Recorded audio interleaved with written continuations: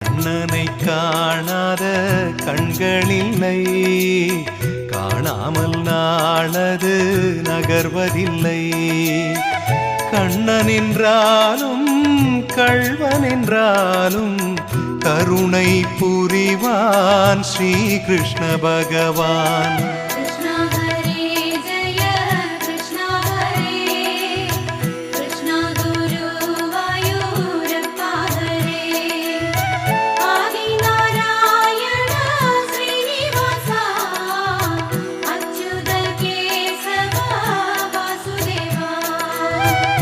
அழகிய கண்ணனின் அடிதனை எண்ணுவர், அவனது தொல்லைகள் அனைத்தையும் தாங்குவர். வெண்ணையை திருடிய கண்ணனின் லீலையை கண்டு ரசிப்பதே கோபியர் வேலையே.